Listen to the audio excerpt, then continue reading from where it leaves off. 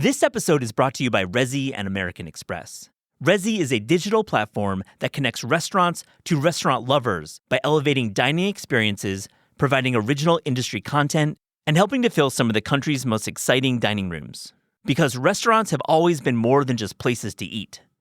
The amazing world of restaurants is just a few taps away in the Resy app and at resy.com. This episode is brought to you by Nespresso. Gift magical mornings with Nespresso Virtuo Pop. Compact and stylish, Virtuo Pop is made to meet every morning coffee craving. From espresso to coffee, hot or iced, at the click of a button. And celebrate the season with Nespresso's limited edition coffee flavors. Sweet almond and hibiscus, cinnamon and candied tamarind, and festive double espresso. Magic in the making. Shop the holiday gift collection exclusively at Nespresso.com.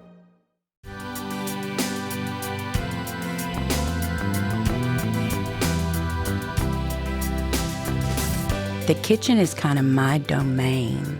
It's almost like my fitting room or my dressing room, you know. So it's my time, and I enjoy it like a kid playing.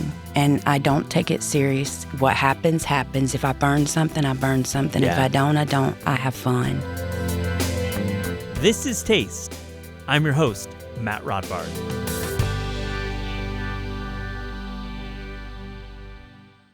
Hannah Taylor is the fast-growing culinary creator known on TikTok and Instagram as Lily Lute. She is the author of the New York Times bestseller, Measure with Your Heart, and joins us in the studio with a really fun conversation about her Southern cooking roots and her journey from working mother of three to social media megastar. And before that, Mina Park and Kwang of Baoru in Los Angeles take the Resy questionnaire. It's impossible to understate the devotion fans have for this restaurant. Whether it was the strip mall original, the pop-up, and even the 2 long years Baoru didn't exist. This latest iteration is a rebirth of Kwang and Mina's vision of fermentation-driven Korean cuisine. I hope you enjoy this episode. Kwang and Mina Park, welcome to This Is Taste. You're taking the Resy questionnaire. Are you ready? We are ready. I love this so much. The favorite thing you've ever cooked? I can say like pork belly. It was the first time I ever used the sous vide and then know about the sous vide. It was a super tender. Your favorite meal from childhood? I can say my mom's food, especially specifically 된장찌개, which is fermented soybean stew. And then I want to say 짜파게티, which is instant ramen with pink sausage, which is fish cake kind of sausage, slice, put in the egg, and then pan fry. And then another thing is 줄줄이 sausage. It's a little bit different one. I'm not sure about the English kind of version, but that was my favorite. Kwang loved to eat in childhood. My favorite food is also made by my mom. It's patjuk. It's a red bean porridge, and it had little round pieces of sticky rice balls. A kitchen tool or equipment you couldn't live without?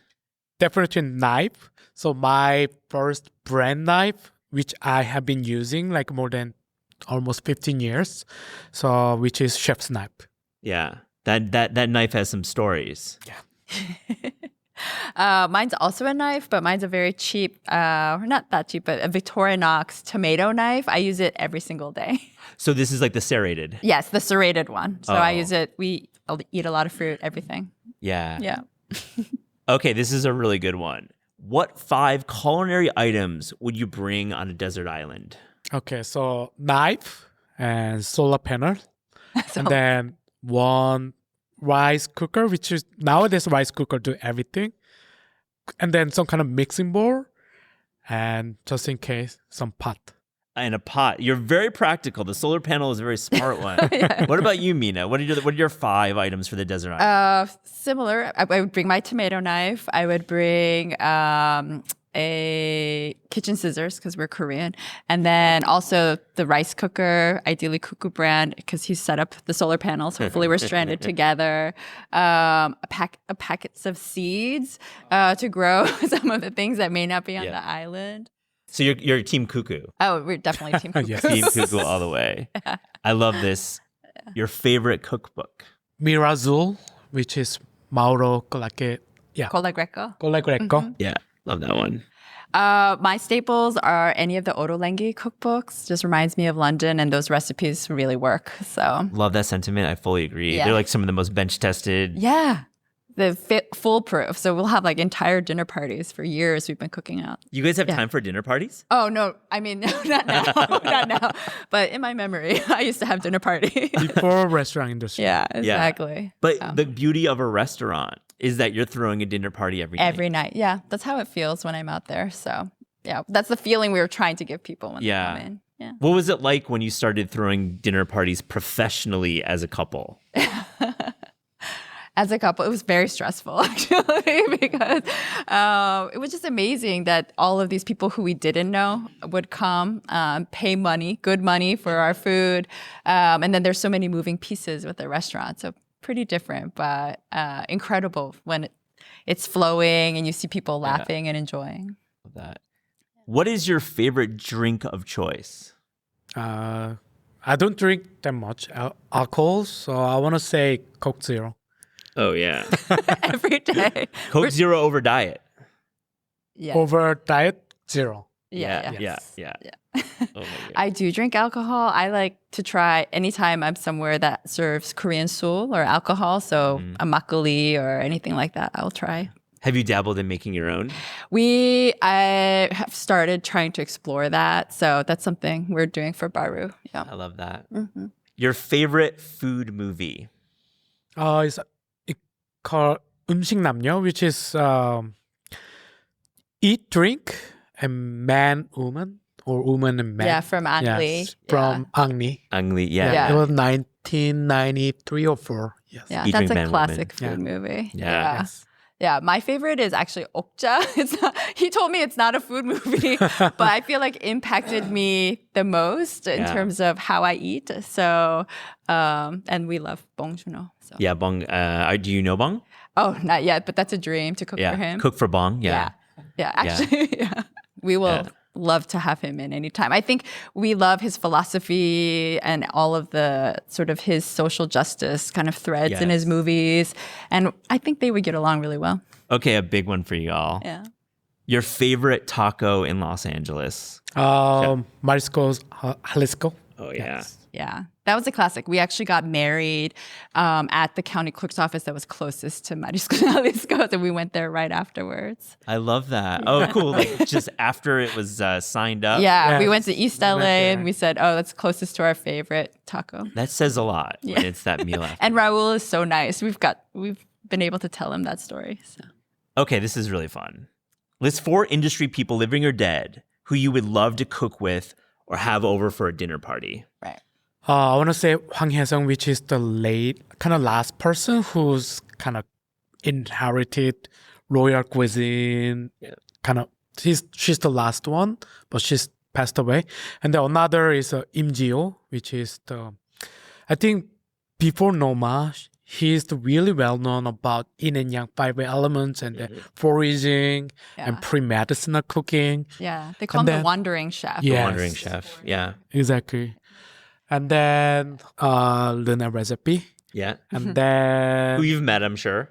I kind of start. So Yeah. I met him. You'll get a chance in LA when they come next year. Yes. Yeah, sure. Yeah. That's my parents. Yeah, they run a restaurant, so. Yeah. Yourself. Yeah, for me, so I think he thinks about who he wants to cook for. I think about who I would want to have at a dinner party. So it's more like who do I think would be fun to talk to. So I would love to have Virgilio Martinez. I would love to hear from him. Also, Bruno Verjus in Paris. I think he would be hilarious. I've heard he's really interesting. A former writer. Lagaya Mishan. I think she would be very cool too. I know you've met her. Yeah. One more. Kwang. Your parents. Kwang's there. You gotta have him by your side. I love Yeah. that. Big one. Which restaurant person do you admire the most? I admire whoever can contribute to the society, who is, everyone knows now, Jose Andres. And then another person not many people know about, which is Daniel Giusti, who's a former head chef. And then now, basically, he's contributing to kind of elementary and then Yeah, he does public brigade. school. Yeah. So helping Brigade, yeah. bring sort of good food into public schools in the U.S., which as parents of a public school yeah. kid is very necessary. And then definitely Alice Waters too. Oh, you. Yes. How about you, Mina? Yeah. I have to say, I also agree. Like, just Jose Andres, what he's been able to do, his impact on the world. And yeah, Dan. Dan Goose, Yeah. former guest on the show. Yeah. Did a great episode with Exactly. him. Yeah, that was a great episode. It's a great episode Liza did with him. Yeah. We have some more. You're doing the Resy question. You're really, really killing it here. I love it. What's been the greatest restaurant experience in your life so far? So again, in like a first time I did is really makes a big difference. So it was a Noma because it really different than any other restaurant. So that's why really wow.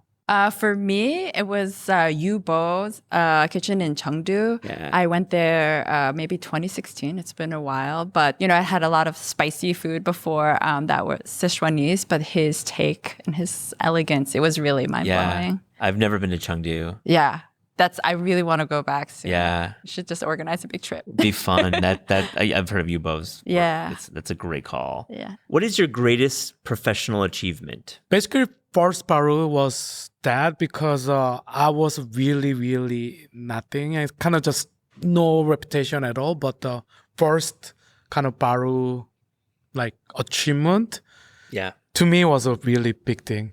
And then yes. Kind of set the foundation for everything we could do. I got to go to the first iteration, and I got to see your genius just in its earliest phases as a chef, and just seeing a unique style of service and deep creativity with fermentation. I was like, this is my kind of restaurant. That's awesome. Yeah, that's great. Yourself? Thank you. I feel like because, we are products of, I'm a product of Asian tiger parents. I feel like we haven't kind of gotten there yet. We have a lot of big plans. And so, what's the greatest? We're still working on it. Fair. I like that answer. Really smart answer. What single dish describes your personality? I want to say just currently I'm working on the kind of one new dish for Baru, so which is, I want to call chapaguri, which is kind of my interpretation about chapaguri. So chapaguri kind of you may know, which is in the Parasite movie, which is our favorite director.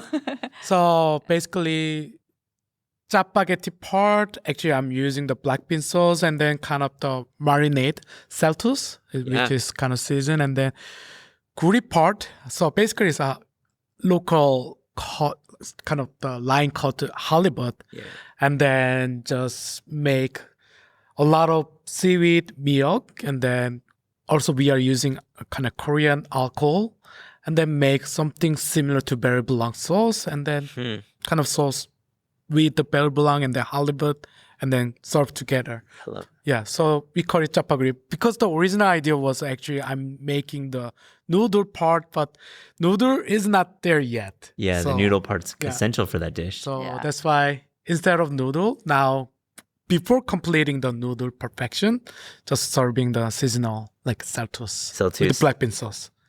Instead of noodles, saltus. I like that. Yeah. It's very clever. Yes. Yourself? I guess it's probably more like the fried rice that I would make at home for my kid.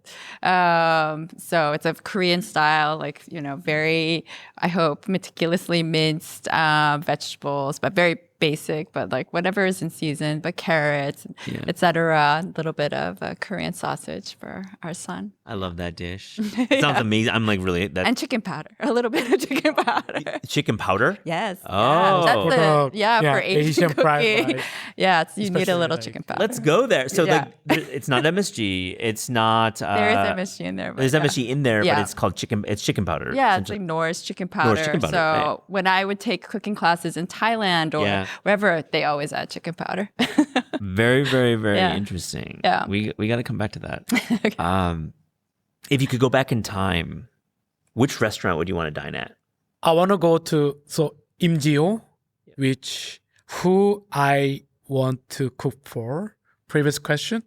So the reason I want to go is he's really pioneer of freezing, and also he kind of combine the cooking and then Oriental medicine. Yep. Yes. And then he's also really put 5 elements and yin and yang philosophy into the cooking. For me, the restaurant I would love to go to that's closed is Momofuku Seobo in Sydney. Yeah. Everybody, I used to live in Hong Kong, and people, we go to Australia often, and people would come back and talk about this restaurant. People who hated most restaurants that they went to. So it seems to be, just this beautiful restaurant that I never got a chance. But he's opened a new restaurant. Actually, the chef. Yeah, well, Paul Carmichael opened a restaurant in New York. Yeah, Bar Kabawa. So I can't wait to try that. Yeah. What is your wish for the restaurant industry? Just more humane and contributing more for social and justice, equality, which we also try. I mean, yes. So for someone like Jose Andrea Daniel Gusti, yes. And then more humane. And then also get paid a little bit more for people. Yeah. How do we do that, though? How do we get people paid That's more? really difficult. So in that case, actually, the best way is basically who invested, they need to get paid a little bit less, but it's kind of the question about communism and then capitalism. So that part, I think it's really dangerous to talk about this one in the States, but yeah. So that's why another maybe we can think about is corporation style, but I'm not sure it's going to be really working because of ownership mind is really necessary. Yeah. So it's a really difficult question. It is. You did a really nice job of bringing up multiple ideas there. And I don't expect you, this is rapid fire. So thank you for sharing that. For the industry, I think what we would like to see is, a little bit more equality and respect for the essential workers in our industry. So, we try to have like more equality between back of house pay and front of house pay. But, right now, as we can see, there's so much that can be done to support people in the restaurant industry, farm workers, everybody who supports what we do. Kwang, what do you do well? I can say maybe psychology, philosophy, and then also 역학 사주, which is the same, like maybe you can explain.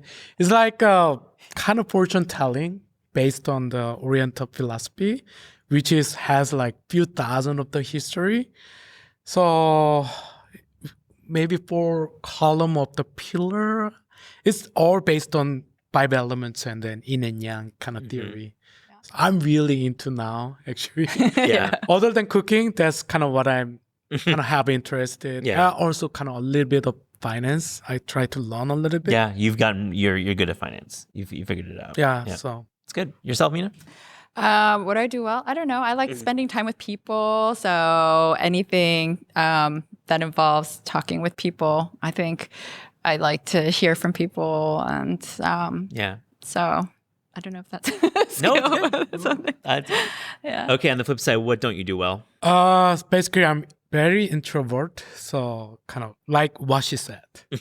That one I not that good at. And then I want to kind of improve my kind of social skill, like people skill. I think one of the things that we talk about a lot is, getting away from this sort of one-man show or two-man show kind of mindset of running a restaurant and trying to focus on the things that, that we need to do, only we can do. Try to get rid of all the extra noise because there's a lot of noise. Yeah. Really smart. It's hard. Well, with marketing a restaurant, you need like a person, right? Right. And we don't. And that's another thing we're terrible at is self-promotion. I think we both don't really like it. But if you could eat through a city in one day, where would you go? Seoul, my parents' home. Yeah. Yourself? I really want to go to Lima. We've never been. And just eat around there. The one thing you can't resist splurging on when you're dining out? Usually I want to say just seasonal or chef special. Yeah. I need an aperitif to start usually, so kind of whatever recommended, kind of either sparkling something or any kind of. Do you have your signature grower cocktail. champagne, like kink? Do you love that stuff? I love, just like any kind of champagne, whatever the house recommends. So Yeah, yeah. I love that. What do you value most in restaurants? So again, like humanity, and basically it's like a similar like a Danny Mayer talk about it. So inner customer. So our team, which I actually learn from, also Mina learn from this team, because when I opened my own restaurant, it was no team. So I think it's really important to have really good team and then also treat them well, communication each other, and then really kind of make a family. I think so. That's why people, humanity, something that is kind of really important. Smart. Yeah. Mina? I guess I would answer the question a little bit differently. So if it was about what do we look for when we go to restaurants, like what do we like about them? I like that. Yeah. We can go there. We always talk about whether or not a restaurant has 정성. Do you know that term? 정성? Yeah, 정성 is it's kind of you can say there's no English word, but it's the meticulous attention to detail that comes out of love. So it's like if you think about traditionally like a Korean mom cooking, it's like that attention to detail, but they do it and you can feel the love in the food. So when we go to restaurants, that's kind of what we look for and what we hope we can do at our own restaurants. It's quite intangible. Yes. Because like I would say most restaurants have like a process in place and they're meticulous in some ways. Yes, but definitely. To say it's elevated, what do you look for?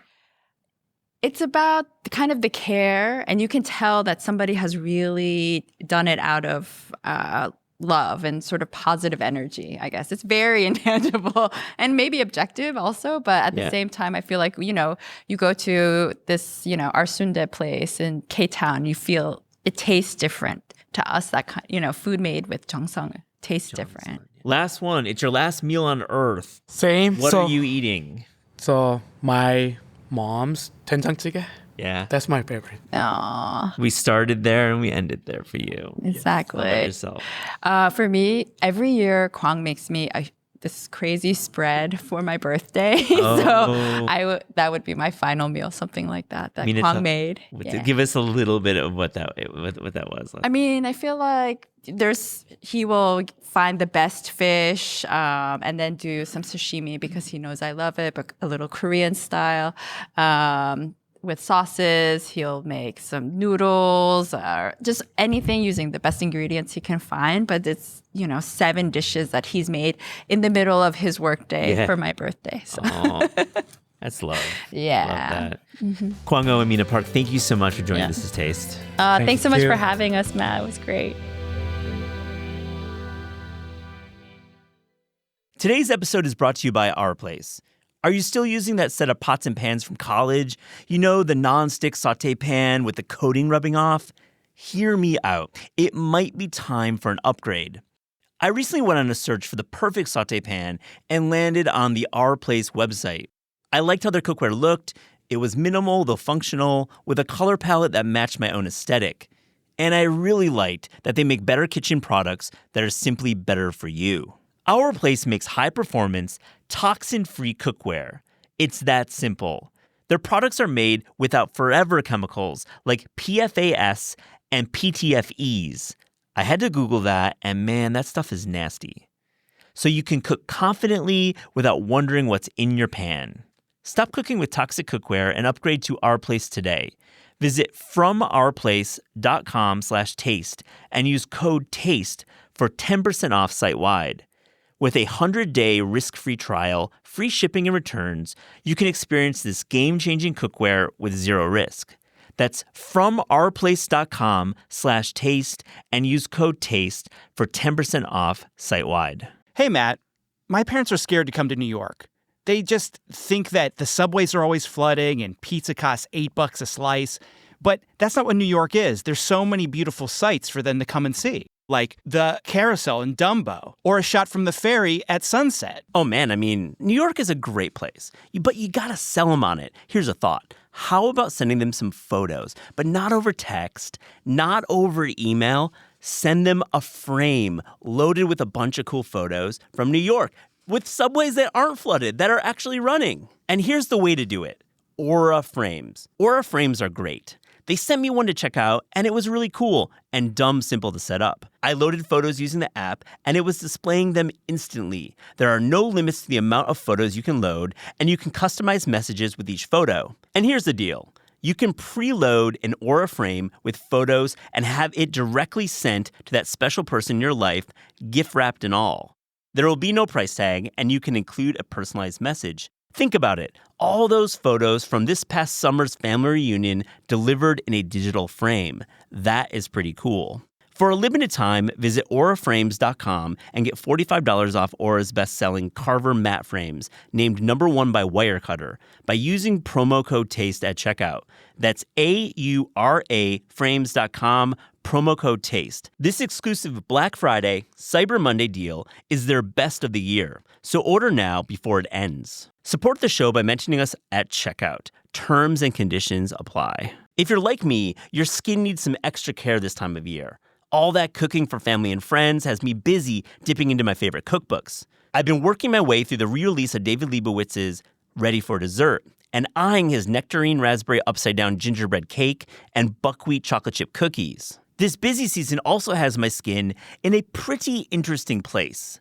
That's why I've continued to rely on OneSkin. I love their OS1 body formula, and it's been invaluable to have a daily routine that delivers both powerful skincare and longevity benefits, all in just a few simple steps. OneSkin also just launched their limited edition holiday sets, including the Nightly Rewind gift set, which is one of those rare gifts that's both impressive and genuinely useful, providing an upgrade to anyone's nightly routine. Featuring their best-selling face moisturizer and their new peptide lip mask, each component of the set is designed to work together as your body enters its natural nightly repair mode, helping renew skin at the cellular level for a stronger, smoother, and more resilient skin. For a limited time, try OneSkin for 15% off using promo code TASTEPOD at oneskin.co. That's promo code TASTEPOD at oneskin.co. Hannah Taylor, welcome to This Is Taste. Wonderful to meet you. Thank you. Nice to meet you. I love your book. We were just chatting off mic about how you clearly spent so much time thinking about these stories and sharing these stories. What made you want to write a book? To write a book. Yeah. Really. All of this was very unexpected. Let me start there. It was very unexpected to have all of this go on. But the second it started rolling, I was like, this would be really cool to write a book, and share these recipes with everyone. Yeah. And so that's what we did. We started working on it. Yeah. And unlike a TikTok video or social video in general, a book is kind of forever. It's wonderful. I didn't really realize how sentimental and beautiful until I got my own. Yeah. But everyone that writes a book, they have to be truly just mesmerized by it because it's beautiful when you actually write one and you spend all that time. And for me, this one, it's got a collection of everything in it. So my grandmother, James, my mama, me. And so it's funny, Matt.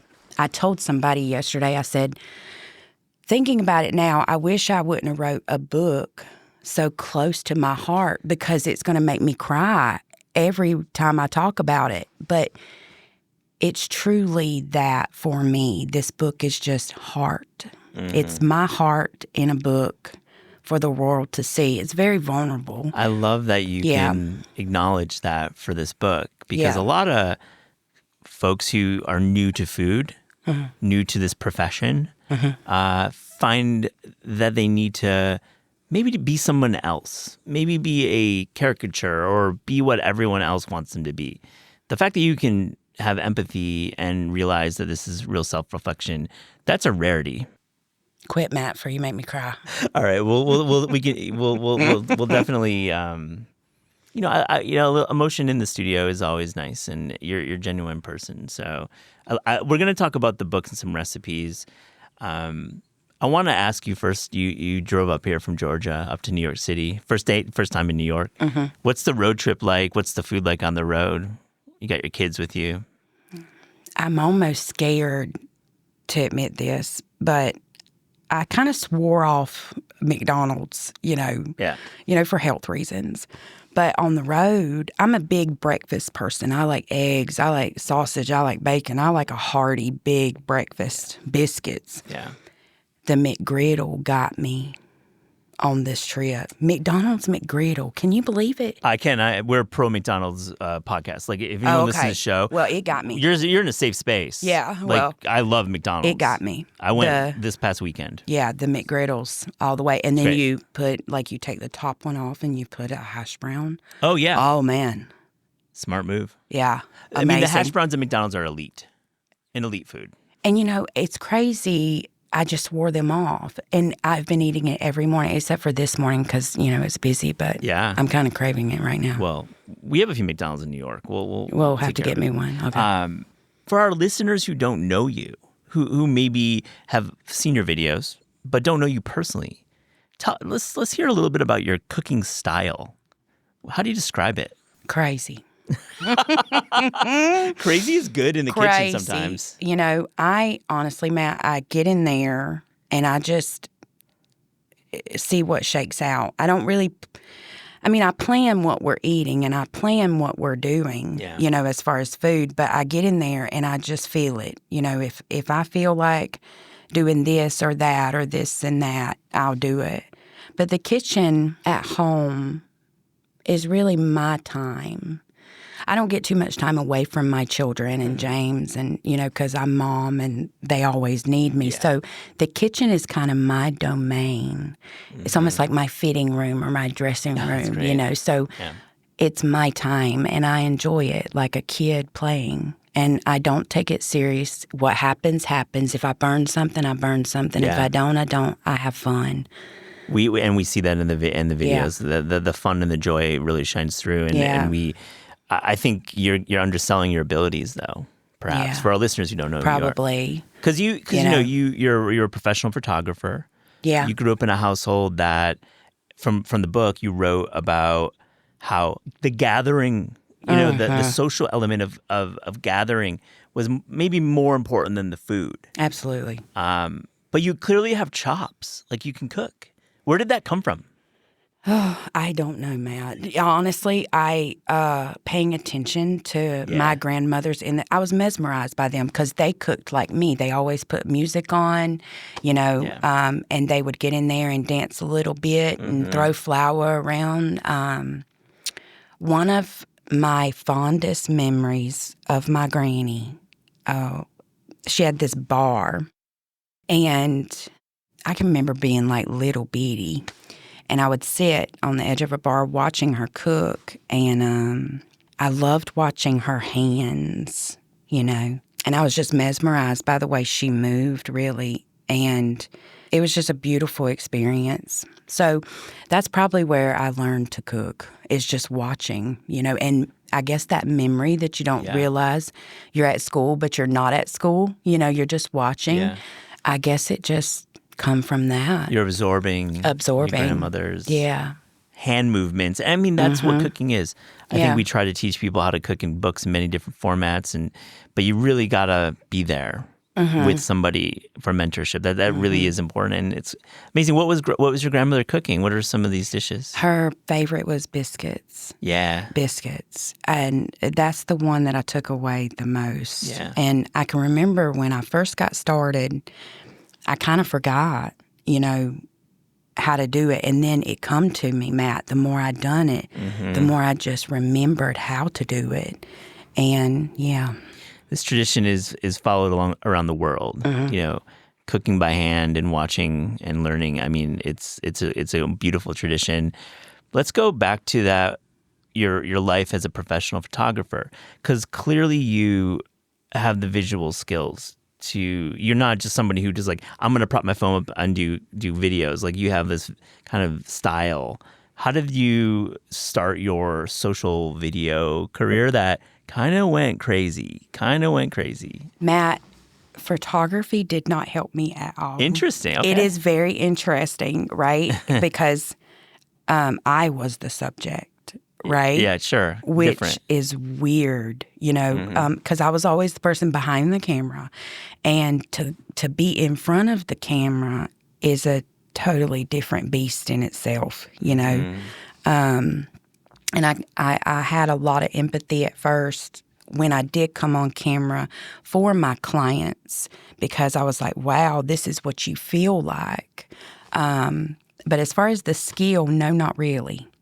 Because what me and James were doing was we was hiking up, taking people to elope with an officiant and, maybe a couple of family members, but not many. But this is like indoor light, and all the things. The videos are different because of that. Yeah. Yeah, totally different. I like to ask, creators about the origin story and like the big posts that went crazy. I've asked like Meredith from Wishbone Kitchen, Pierce Abernathy this question. And it's always interesting because like it's such a unique moment in your life when you basically post a video, go to bed, and you've got all these followers. What was it like for you to really break on social video? Crazy. I keep saying that. It was crazy. I went to bed one night and that's how it happened. It was just, and it took off and it went wild. And I was scared. Tell me about it. I really was at first, Matt. When I seen it, I immediately thought, oh, this many people saw me. I'm going to cut this off. Like, what in the world? You had that. I had that, like, shyness at first. And Yeah. my friends really stepped in. Lily Lute was actually a dare. I don't know if you know that or not. Tell that story. I don't. Okay, so I was cooking for two of my friends, Preston and Nicole, and I was cooking for them on Snapchat, and I was just like, look what I'm doing, And they were like, Hannah, please put this somewhere. It's a shame that just us see it, And so one night we were drinking. What was it? What was the beverage of choice? Whiskey and Coke, always, Nice. Matt. Yeah. What's the whiskey brand? We got to go there. Oh, my gosh. I'm almost scared to say. Evan Williams. Evan Williams, are you kidding me? That's amazing. I have dated that man for a long time. Evan Williams is a heritage bourbon. Come on, like great choice. Yes.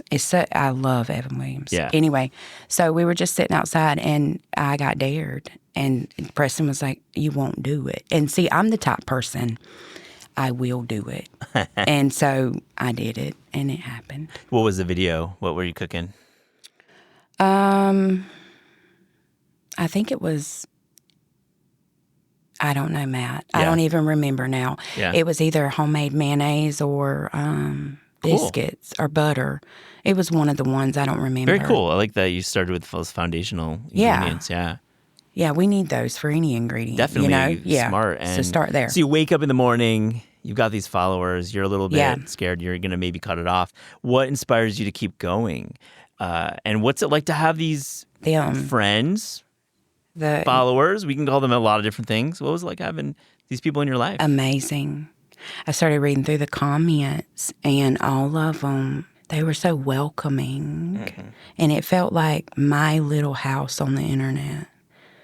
Yeah. I haven't gotten a lot of hate, Matt, honestly, and I'm really grateful for it, And the people that are at the house, on the internet, they're very wonderful people.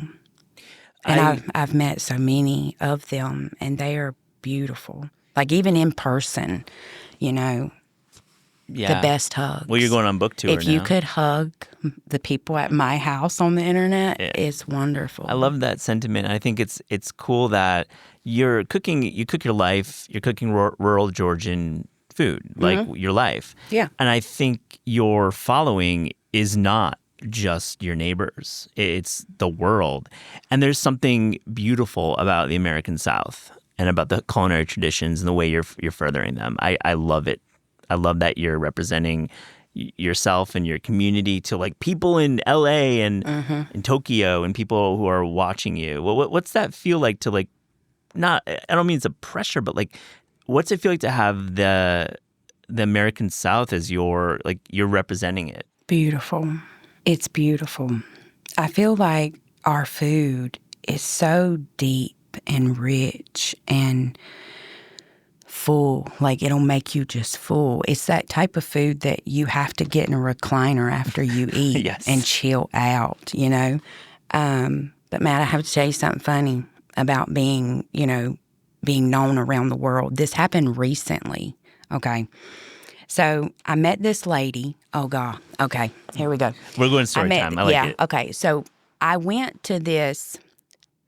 They were having an event at the VFW. It was male dancers, and my girlfriend talked me into going.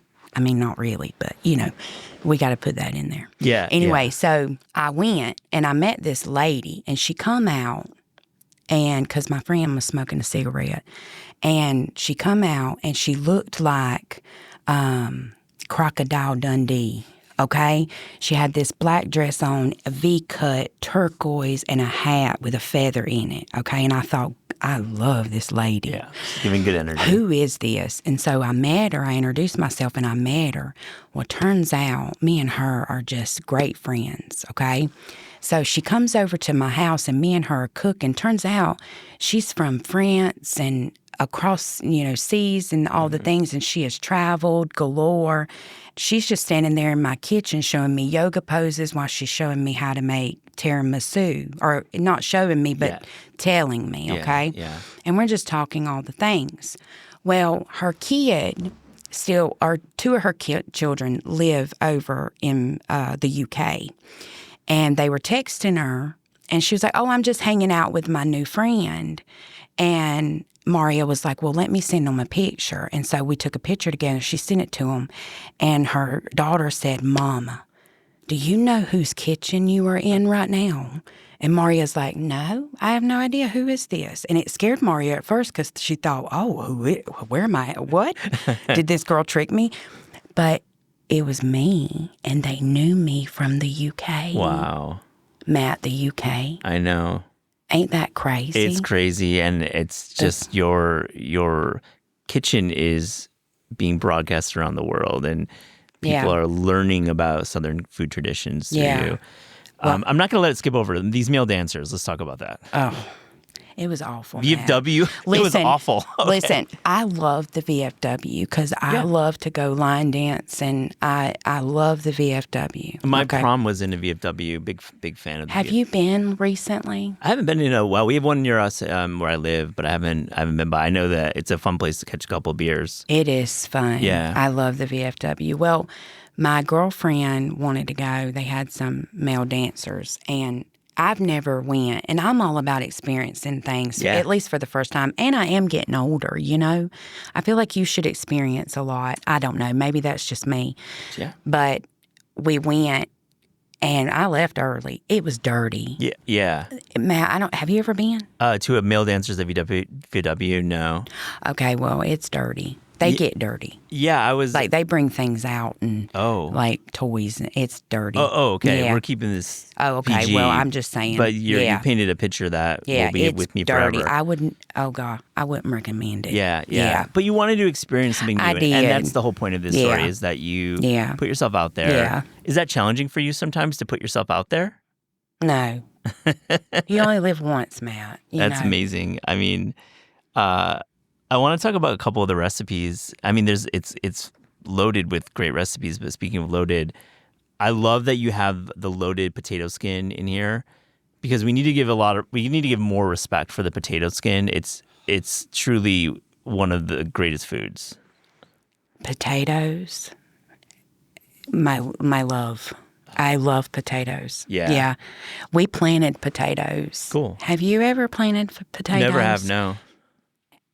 And this may sound, but there's something about a red potato when you pull it out of the ground and wash it off with some well water and you just bite into it. Yeah. Matt, there is a taste that you can't replace with that. And so, I had to put a potato recipe. There's actually two of them. Okay, so let's get to the loaded and skins because I think that it sums it up. What makes it great? Tell us about your version. Everything. Yeah. The skins are crispy, but when you bite into it, you get that crunch with cream, and it's like an explosion in your mouth with the bacon. You can't go wrong making those. Yeah. It brings you back to childhood. Oh, 100%. Yeah, I think that, and for whatever reason, we don't have enough potato skin recipes in our lives. You know? No. Is there a recipe that you just worked on and worked on and worked on until you got it right? No. They were all.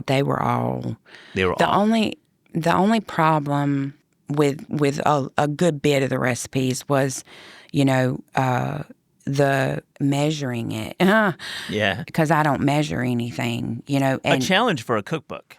It is a challenge When for you're a not. cookbook. So you have to guess, and then you have to, go in and actually do it. Yeah. And then, But cooking these recipes in the book, you can truly just sprinkle till you feel happy.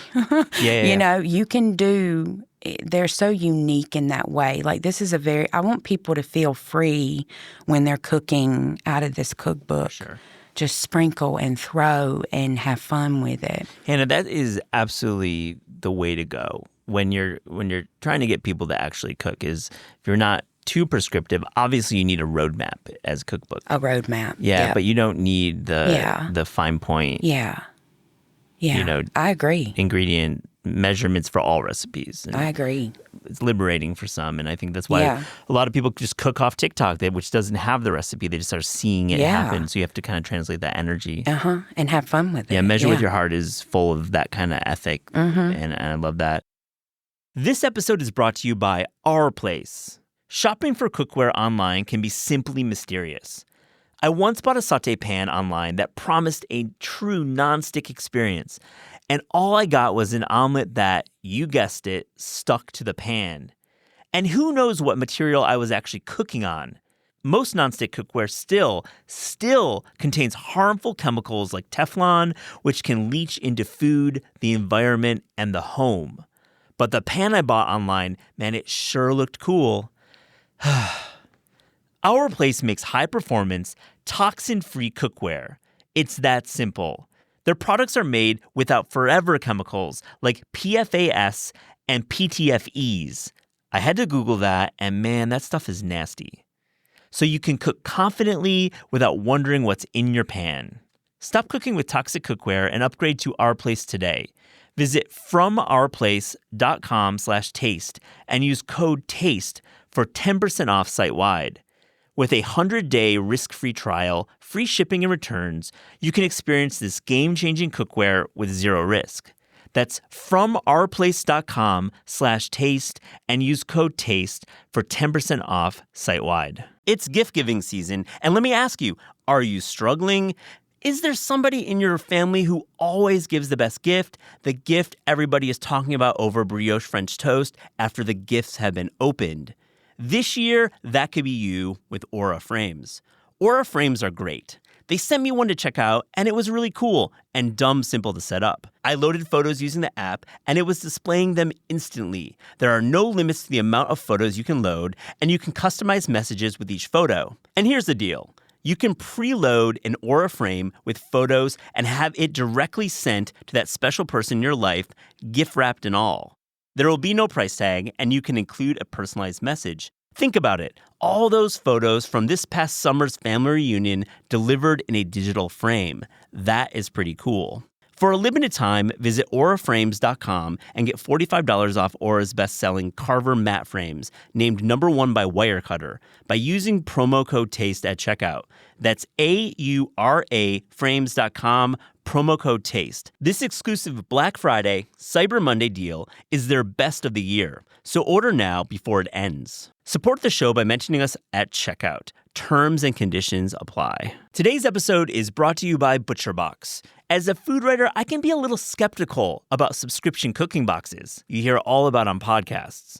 There's big talk about cooking simplicity, but you're usually left with disappointment after smashing that promo code. ButcherBox is a true exception. I was sent a box of premium beef and pork and was blown away by the quality and variety. There was 100% grass-fed pasture-raised ribeye, tri-tip, and ground sirloin for my favorite at-home smash burger recipe. George Moats, you better watch your back. For pork, they sent me a beautiful center-cut pork loin for slow roasting. I was super impressed, and I haven't even talked about the ribs, which I cooked in my Instant Pot. There was a rub of salt, white pepper, and togarashi, and I pressure cooked with water and apple cider vinegar. It was incredible. These ButcherBox ribs are amazing. For nearly a decade, ButcherBox has led the industry with meat and seafood that's antibiotic-free. As an exclusive offer, our listeners can get free protein in every box for a year, plus $20 off your first box when you go to butcherbox.com/taste. Visit butcherbox.com/taste to get this limited time offer and free shipping always. That's butcherbox.com/taste. Don't forget to use our link so they know we sent you. Let's talk about the pot roast. Because I think for me, you frame it as a recipe that is like really ideal for busy, parents. And I'm one of those kids who grew up with pot roast once a week, once every couple weeks. Oh, 100%. My mom, she's a great cook, but it never really hit for me. Yeah. It never really worked. And I later would have brisket and other things that were better. What is your secret tip for a great pot roast? I don't know if it's a secret tip, but it's definitely a recipe for like those days where I'm like, I'm not getting in that kitchen, I'm not going to do anything. Yeah. And I'll throw it in there and leave it, but I don't, it's a pot roast, Slow in the oven, or do you use a pressure cooker or Instapot kind of thing? Crock pot. Yeah, throw it and go, Yeah. And there is no better feeling than being busy, right? And being wore out and being like, gosh, I just want to get on the couch and watch some Star Wars, Oh, is that your choice? That is my show. And the Great British Baking Show on Netflix. Yeah. So those two are my revolving, And I got into, you watch Netflix? Yeah, once in a while. Okay, the Addams Family new show, Wednesday. Wednesday. Yeah, great I got show. into that. Great show. You like it? I mean, my nieces and nephews watch it. It's great. Have you? I've been in the room. Oh, okay. So I'm not, Matt, I can't say that I've consumed. Yeah, you got to sit down and watch it Wednesday. That's another big one. But yeah, it's a meal that's good for those type days. And it makes you, feel better. And you just whip up some mashed potatoes to go with it, which is also in the cookbook. My mashed potatoes. And I'm telling you. Okay, let's go there.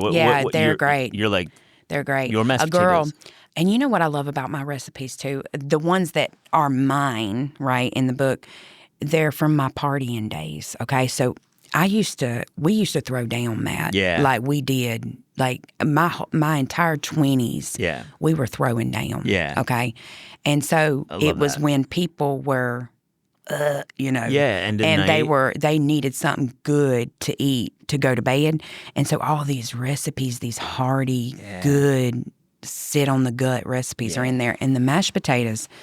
A girl in South Carolina, her name's Paige. Me and her were in the kitchen one time. We were having a football party, and we were just throwing stuff together in this mashed potatoes, and it was the best mashed potatoes we've ever ate. Secret ingredient, ranch. Oh, I believe it. I'm pro ranch. Like Ranch. The show is a pro ranch show. Ranch. Powdered or liquid? Both. It don't matter. It don't matter, Yeah, it don't matter. I think at the end of the night, we think about, like, in New York, like, pizza slices and all that, but, like, there's something about mashed potatoes at the end of a long night. Do you put ranch on your pizza? 150%. Okay. I would say I'm if in I the right have a room bottle then. of ranch within a half of a mile radius, I'm driving there to get that ranch. And I eat pizza. I love agree. it. It's a wonderful thing. Is there, like, do you have, like, a signature dessert? Matt, I like all my desserts. It is a tough one because I'm that type that I'll have dessert for breakfast if I can. I had dessert for breakfast this morning. Did you? Yeah. What'd you eat? I had a babka, like a slice of babka. What is babka? It's like a bready, chocolatey kind of traditional Jewish pastry. You got one here? No, I got my wife picked it up at our local bakery, and I was getting on the bus at like 6 a.m. You have to send me one then. But I want to try this babka. It's amazing. You would love the recipe. I've never had one. I'll send you a recipe. We've got some authors who have some great recipes here. Okay. My point to share that is that dessert for breakfast is absolutely, truly the best. Yeah. So, Into it. so if you ask me about, I guess I would answer that with lemon. Anything, lemon pie. Yeah. Yeah, lemon anything. Oh, so good. I want to try a lemon tiramisu. Oh, I like that. I like cool. that idea. Have you ever had one? I don't think I've had one. I think the combination is great with like swapping out the coffee with lemon. with like a lemon curd. I think so. A lemon curd with like, you've got all that great cream and the lady fingers. I think you could like soak it in something like a lemon simple syrup or I was going to soak it in lemonade. lemonade. That would Yeah, work great too. I think so. And then Yeah. maybe top it with some blueberries. See, that combo of lemon and blueberries. You can never go wrong. Yeah, and if your blueberries are a little off, blueberries are hard to find. Good blueberries. But if you put a little sugar They're in my them, backyard. oh really? What a flex. They're in my backyard. That's good. Actually, when we put the pool in, they were trying, when we went to the nursery, they were showing us all the bushes and stuff. And I was like, no, I want blueberry bushes lining my pool so we can just get out of the pool, go get some blueberries, and get That's- right back in. The best. I love that image. I'd like to come to a pool party down in. You need to. You're invited anytime. You invited me off mic, and I'm Yeah. gonna take you up on that because that's beautiful. And you're near the beach too, right? Yeah, we can take you to the beach. You ought to come during scallop season. Oh, And yeah. we'll take you. Have you ever been scalloping? Oh, I've never man. scalloped. You would love it. How do you do it? Tell me about that. A picture like for kids, Easter egg hunting. Yeah. But you put on goggles and you get in the salt water. Yeah. And you're just searching for your little Easter eggs. It's brilliant. And you kind of just like pop them out, and do you like grill them over a fire, or do you just steam You can them? grill them over a fire. I make a mean scallop scampi. Yeah. Oh, man. And I tell you what, Matt, if you ever eat them fresh, you won't ever eat them any other way. Like if you harvest them yourself, Yeah. because you don't clean them really. You just take them right out the ocean and you scoop them Scoop them out. and you cook them. Yeah. You don't wash them. You ever pop one in raw? Try it. No, Yeah. never. Raw stuff kind of scares me. Oh yeah. Yeah, a little bit. Men share that opinion. I seen a video one time, and I've actually taken a break from social media because I feel like there's a lot out there, Yeah. Yeah, and so I get on posts, talk to my friends, that are commenting, and I get right back off. This is Taste. We has guest brother sharing taste. So to close this interview, here's a little rapid fire, fast and furious taste check. Are you ready? I am ready. The best fruit. Kiwis, golden. Ooh, nice. Yeah, Just sliced. just sliced. Golden kiwis. Yeah. Beautiful. I'll eat them like apples. Worst vegetable. Broccoli. No way.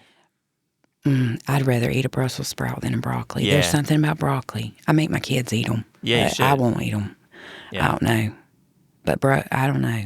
It's a toss-up, either Brussels sprouts or broccoli. Yeah. I do eat it, but I do think it's one of the worst. I can't. Yeah, it's hard for me to eat them. Maybe you'll have an awakening for book 2 about the broccoli. Maybe. You don't Maybe. seem But sold on maybe that I've idea. never had it cooked. But I don't like it steamed. I just don't like it. Let's talk about the best dessert. Are you going with pavlova? I feel like I'm such a dessert connoisseur. Yeah, definitely. I mean, you think about this for a minute. You've got fudge. Yes. You have pavlova. Yeah. You have bundt cakes. Yeah. You have regular cakes. Vanilla, chocolate, ice cream cake. Yeah. That's a hard question, Matt. It's a hard question. Can you land on one? Brownies. Oh, you have a brownie recipe in the book, or is that for book? No, see, that's another one. It's the next book. Man, if I had to go with any of them, I'd say pavlova. I like that. Yeah. We've touched on this topic, but I do want to ask it in Taste Check. When you're craving fast food, where are you going? Mexican, probably. It's yeah. the cheese dip. It gets me every time. Yeah. The salsa and cheese dip. Yeah. Are we talking about the Oh, and the El Pastor tacos. Oh, nice. They're my favorite. Yeah. Yeah. The El Pastor taco, Mexican, 100%. Yeah, 100%. Yeah. Last one, your favorite sandwich. A hook and ladder from Firehouse. Oh, right on. Or James makes this prime rib at home, and then he like slathers it in onions and cheese. Yeah. I don't know what he calls it. We'll call it the, James Yeah. slathered. So you'll do a prime rib roast, and then next day you'll slice. Well, he does it. I don't. So I wouldn't even tell you. It's one of those, hey, Hannah, you have fun today. I'm going to cook. What's the bread choice? What's the bread looking like? Matt, I like mine on regular sandwich bread it gets soggy. Yeah, that's the way. I love soggy bread. Do you like soggy bread? I do. I when you have a great jus from the meat, I think having it, a soft bread is great. And in Georgia, in North Carolina, having that soft bread at the table with barbecue. Oh man. I mean, we haven't even talked about barbecue. That's crazy. Does Georgia have the best barbecue? You're thinking about what are people They're, North Carolina, I have to tell you, North Carolina might have Georgia running for that one. Yeah. Georgia has some good barbecue. Now, don't get me wrong, but there was a place I come off, and it may be because I was hiking all day and I was really hungry, but I come off the mountain one time, and there was this barbecue place, and we stopped and ate, and, Matt, I was licking my plate, Yeah. So I don't know. I'd say let's tie 'em. Georgia and North Carolina. I think that's the way to do it. I think, North Carolina's got some great barbecue. Man, great barbecue. And sushi. Hannah Taylor, so fun to meet you. Congratulations on the book. Thank you. Thank you for joining This Is Taste. Thank you.